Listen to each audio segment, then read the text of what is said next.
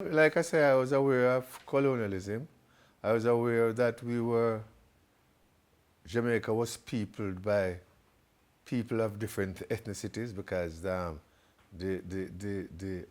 Aboriginal people were killed out or run out or transported somewhere else or just slowly died out and overtaken by the people who were coming in from different cultures, the Indians and the Chinese as indentured slaves, we as chattel slaves.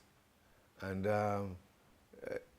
because of my early Rastafarian teaching, I was aware of the fact that whilst we were no longer in shackles of steel, but our minds, we were totally dependent on the economy and of the world, and Jamaica was just a small part of that, and was aware that if you had to buy a house and spend 40 years of your life paying for a house, or whatever you purchase, if you have to spend 10, 15, 20 years of your life paying for that one object or possession, then you're basically chained to it.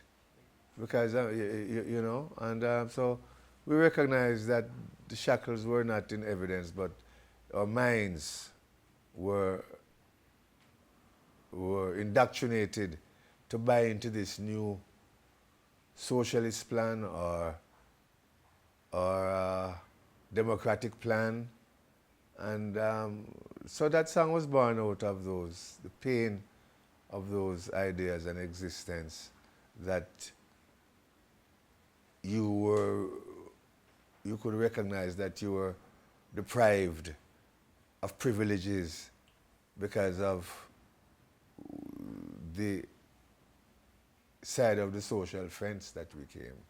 And so I'm sure that while I never sat down knowledgeably and penned the song and say, okay, this is that and that is that, a lot of it is inspirational because you're developing these new ideas as a young man.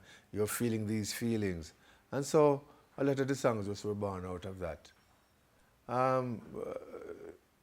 I've Got to Go Back Home was definitely, I was mesmerized at just the thought of returning to Africa. Because at that point we didn't even realize that Africa was also enslaved in very many ways by Europe. And so the thought of going back to Africa was quite dominant in our minds, and it still is today.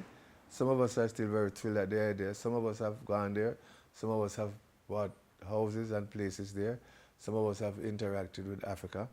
But more so out of a socio-economic need.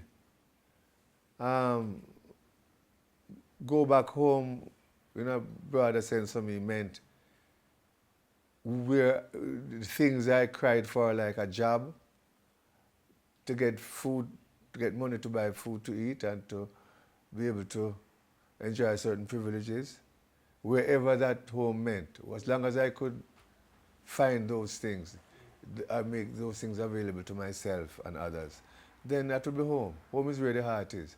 And so if you were comfortable because you had a good job, you could feed yourself and your family, you could clothe yourself. So there's a metaphoric home and there's a longing for Africa.